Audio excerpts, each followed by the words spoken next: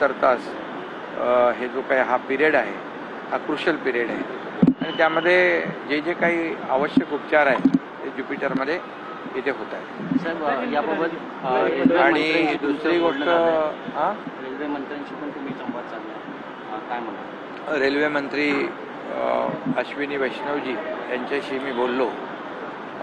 त्यांनी देखील सकाळी दुःख व्यक्त केलं. आताही झालेली घटना अतिशय दुःखद आहे आणि त्यांनी देखील संवेदना व्यक्त केलेल्या आहेत.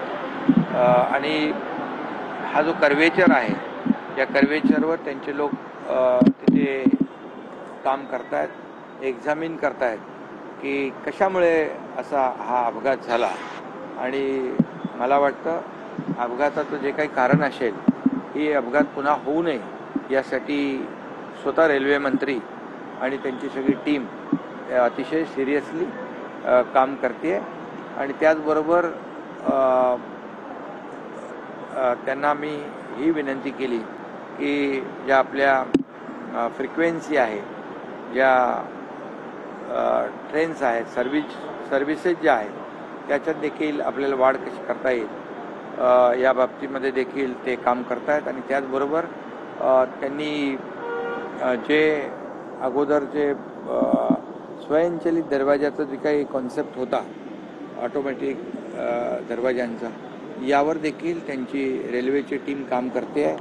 आणि जवळपास 239 AC गाड्या या ठिकाणी या दरवाजाच्या ज्याला दरवाजे आहेत त्या गाड्या देखील तयार होत आहेत असं ते म्हणाले. आणि ज्या आता लोकल ट्रेन्स आहेत या लोकल ट्रेन्सला देखील आपण स्वयंचलित दरवाजे कसे लावू शकतो आणि त्याच्यामध्ये सफोकेशन होणार नाही या बाबतीमध्ये देखील व्हेंटिलेशन आणि या सर्व बाबींवर रेल्वेचे अधिकारी जे काही टेक्निकल टीम आहे ती काम करते.